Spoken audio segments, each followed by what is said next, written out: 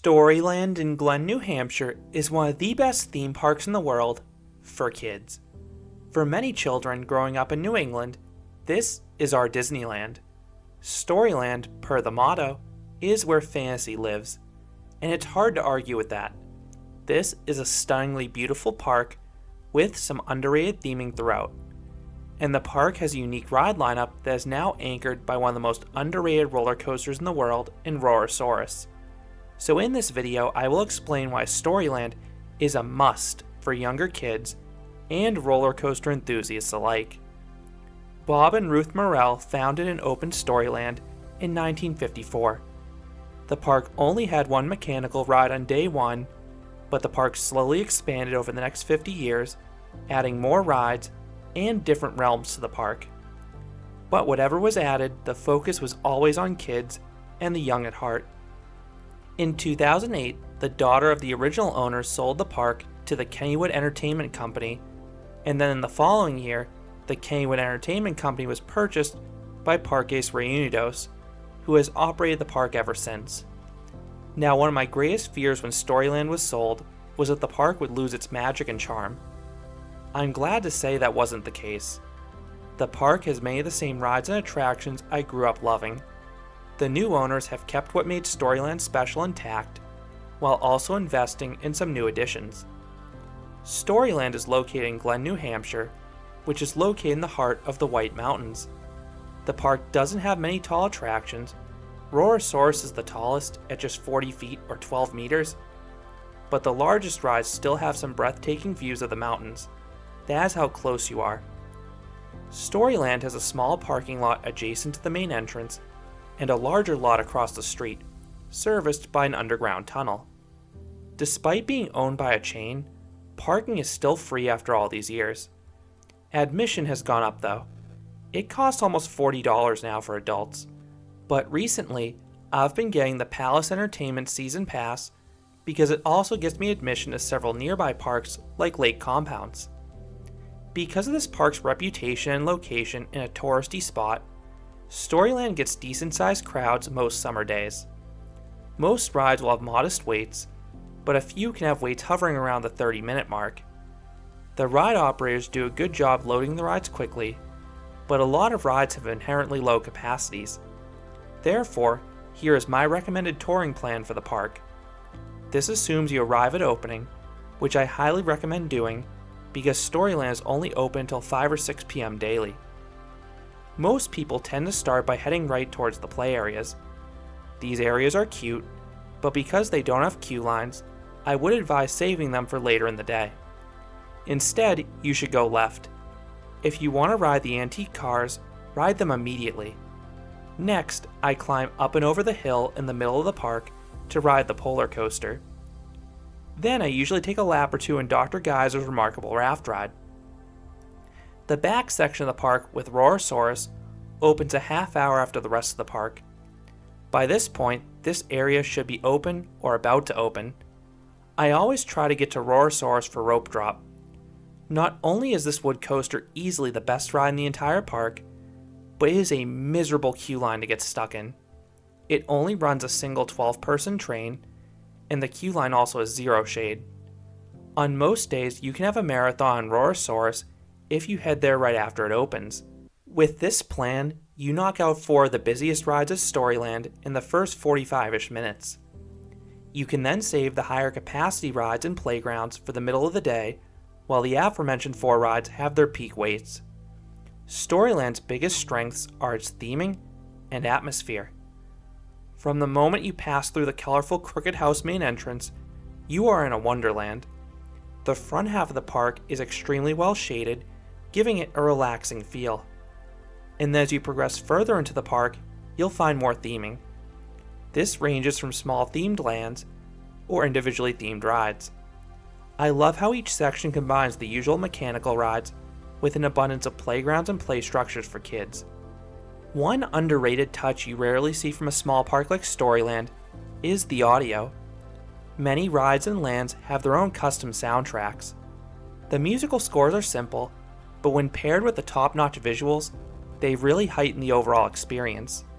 And the park also has super friendly staff members which further feeds into the cheery atmosphere. Storyland has an excellent ride lineup for younger guests. Most rides have no height limit. A few have 36-inch height limits, and then Rorosaurus maxes out with a 42-inch height requirement, which is quite understandable given the tenacity of that little ride. That's the only real thrill ride in this park. A majority of the rides are designed so adults can comfortably experience them with their kids. These two factors are some of the biggest reasons why Storyland is one of the best children's parks in the world. The rides really were made for children. Because of all the little details at Storyland, I think it's best if my review goes into a full tour of the park. Storyland's layout is primarily a circle, with two exceptions. First, you have a steep pathway that goes up and over the hill in the center of the park. Second, the park's newest areas are in this dead-end pathway in the very back of the park. Now, going counterclockwise from the main entrance, one of your first stops is the little old lady in the shoe. Make sure to say hello, and you'll get a free sticker. After that, you'll hit a series of playgrounds. For parents who need a break, this section will be one of your best friends. As a kid, I used to spend hours here. My favorite as a child was the Talking Treehouse. I used to spend hours speaking to the almighty tree, listening to the catchy music, and zipping down those two slides. Then Little Dreamers has a bunch of oversized objects for kids to interact with and climb over. You then hit your first mechanical ride, Alice's Tea Party. What would be an ordinary PTC Crazy Daisy teacup ride is elevated by some familiar characters from Alice in Wonderland. And the plaza in front of the attraction even includes a small tunnel for kids to climb through that simulates taking them to Wonderland. The next area features a series of animal exhibits reenacting popular stories such as the Three Little Pigs and the Three Billy Goats Gruff. The animals are usually resting during Storyland's operating hours, but it's neat the park has this little zoo. You then enter Cinderella's courtyard, which is probably the park's biggest land. The centerpiece is Cinderella's castle. You can either walk up the hill or take a pumpkin coach. While the latter is a cool idea, it has a pitifully low capacity, so 9 times out of 10, it's much faster just to walk.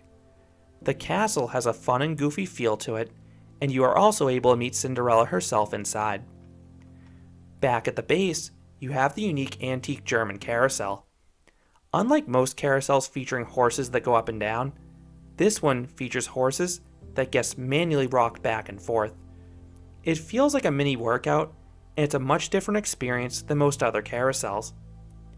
Then you also have some boat rides using the waterways. Until 2018, you used to have the iconic Storyland Queen. Now you just have the individual little swan boats and the Buccaneer pirate ship.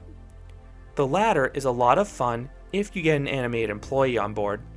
Plus, this is one of several rides that has its own dedicated playground by the exit.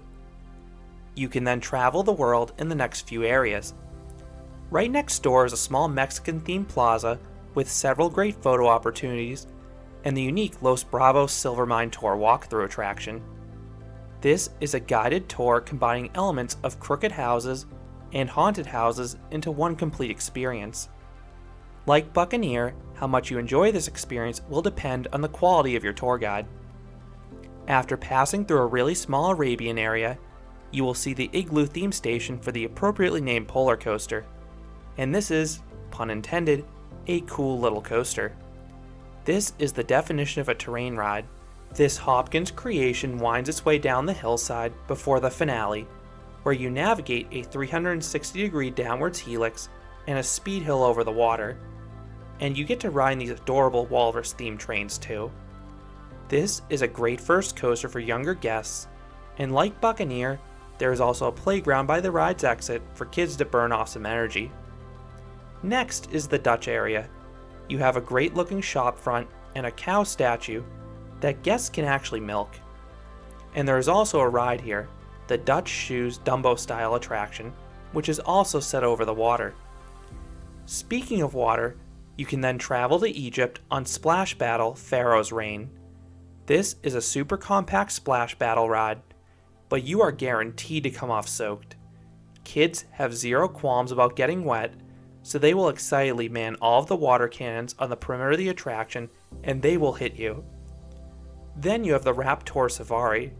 This narrated safari adventure got some dinosaur theming to tie into Rorosaurus, but it used to be a small-scale version of the Jungle Cruise, just on wheels. The experience isn't quite as good as it used to be, but it's still a unique attraction, and after all these years, Storyland still has the infamous cage cars in use. Last but not least, you have an Oriental-themed area with the Bamboo Shoots log flume. This Hopkins flume has some of the most adorable vehicles in the world. The pandas on the front of the logs always put a smile on my face. This is among the shortest flumes out there, but it's so well landscaped that I can look past it. And the final plunge, while again small, is built onto the side of a hill. Across from the flume is the park's best water ride, and Dr. Geyser's remarkable raft ride. Unlike most rapids rides that focus on giant soaking rapids, Dr. Geyser's instead has a series of thematic sprayers that creatively get guests wet. And then you of course have 6 giant geysers. 4 of them will miss you, but there are 2 towards the end that are capable of soaking you. I have a separate review going into more detail, but this is a super fun attraction that's a neat twist on the usual rapids ride. And if that isn't enough for kids, there is also a water spray ground by the ride's exit to get even wetter. Completing the loop, you will find yourself at the front of the park by the aforementioned antique cars. I usually skip these due to the line, but they're some of the best cars out there because of the landscaping. Near the antique cars is one of 2 stations for the Huff, Puff, and Whistle Railroad, which is a train ride that'll take you towards the back of the park. Back there, you have the Great Balloon Chase, which is a small Ferris wheel. It looks cute, but it doesn't offer much of a view due to the ride's size and the nearby trees. Then you have the Loopy Lab, which is a giant indoor play area with hundreds of foam balls. Kids can suck them up with vacuums or launch them with cannons or slingshots. This is another place for parents to take a break and watch their kids run wild. However, I look at this attraction with bitterness, as this giant white dome used to house the unique Voyage to the Moon dark ride. The ride's iconic cannon was one of the park's landmarks for the longest time, and it was highly popular. In fact, this ride was too popular. The ride's dreadfully low capacity caused the longest lines in the park, and when paired with increasing downtime and maintenance costs, the park made the hard decision to close Voyage to the Moon in 1998.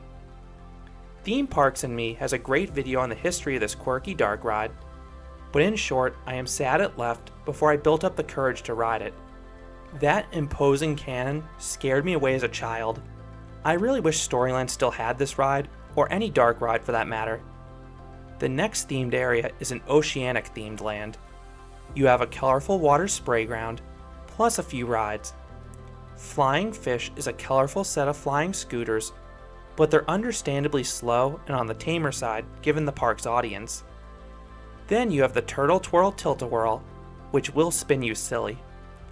If you keep heading back, you will then reach the farm area. There you have Crazy Barn, which is a relatively rare elevated spinning ride. It's not too wild, but again it's unique. And then you also have the Extraordinary Farm Tractors, which is a car ride past some farm theming and set pieces. This ride has a similar feel to the antique cars, but it often is a much shorter wait. There is also the whimsical Farm Follies musical show in this area. The final land is the dinosaur-themed area. You have a small digging sandbox for young kids, but the anchor of this section is undeniably Rorosaurus. This small-scale Gravity Group wood coaster packs a serious punch. This is an aggressive little ride with tons of airtime. The finale has strong and abrupt ejector airtime on par with the final sequence on Steel Vengeance. I am stunned Storyland added a coaster this wild, but as a thrill seeker, I'm certainly not complaining. I have a separate review going into more detail, but this ride is the main reason I visit Storyland annually now, and it is the biggest reason I'd recommend a coaster enthusiast making a visit to this theme park. Now remember that hill in the middle of the park? If you're a fan of spinning rides, you will want to make that trek up there for Cuckoo Glockenspiel. which is a gorgeous Tubs of Fun style attraction. The grandfather clock theming is stunning. It's one of the best looking flat rides out there. And the ride itself is really fun too, because you can really get those tubs spinning fast. The only other attraction atop the hill is Heidi's grandfather's mountain hut, which is an okay meet and greet. While I have visited Storyland for almost 3 decades, I oddly have never gotten a meal here. Because of Storyland's hours, I always get a hefty breakfast at the nearby Glen Junction train restaurant, and then eat dinner after the park closes. So do I recommend Storyland? If you have young kids, 100%. This is the best theme park in New England for kids. In fact, I'd say this park is a case as the world's best park for children.